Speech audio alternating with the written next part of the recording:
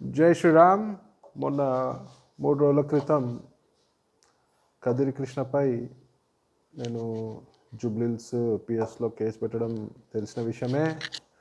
వాడు చేసిన వ్యాఖ్యలపై స్పందించి నేను కేసు పెట్టడం జరిగింది.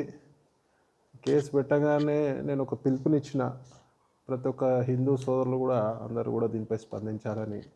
వెంటనే రాష్ట్రంలో, ముఖ్యంగా మన తెలంగాణ రాష్ట్రంలో పెద్ద ఎత్తున హిందూ సోదరులు స్పందించారు. బజరంగ్ దళ్ సోదరులు పోయి కంప్లైంట్లు ఇచ్చినారు, మా ధర్మరక్ష సోదరులు పోయి కంప్లైంట్లు ఇచ్చినారు. ఇలా హిందూ సంఘాలు కూడా కంప్లైంట్ ఇవ్వడం జరిగింది.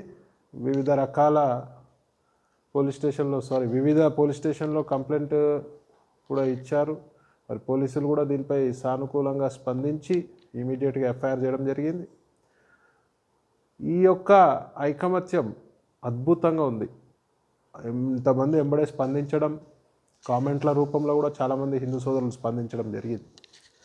దెబ్బకి మనకి పట్టిన దయ్యం దిగొచ్చింది. ఇవాళ క్షమాపణ వీడియో మరి వైరల్ చేస్తున్నాడు. నేను క్షమాపణ చెప్పిందని. బిడ్డ కదిరి, నువ్వు క్షమాపణ చెప్పినావు ఓకే, కానీ ఇలాంటి వాగుడు బంద్ చేసుకోవాలి. ముందు కూడా ఇట్లాంటి ఏమైనా పిచ్చి పిచ్చి వాగుళ్ళు ఎవడు వాగినా మరి లీగల్గా పోయే టీములు ఉన్నాయి, మరి ఇల్లీగల్గా పోయే టీములు కూడా ఉంటాయి. మరి భర్త పూజలు అవుతాయి, మరి భౌతిక దాడులు అవుతాయి. అట్లా కాకుండా చూసుకోండి, నోరు అదుపులో పెట్టుకోండి. భారతదేశంలో అత్యధిక జనాభా కలిగిన మతము మా గొప్ప హిందూ మతం. మరి మా మీదకే మీరు దాడికి పురగొలుపుతా అంటే మాత్రం ఇలా చేతులకు గాజులు వేసుకున్న వాడు కూసోలే. ఎవడైనా సరే పరమతాలకి గౌరవం ఇవ్వాలి, ముఖ్యంగా హిందూ మతానికి గౌరవం ఇవ్వాలి, హిందూ దేవుళ్ళకి గౌరవం ఇవ్వాలి.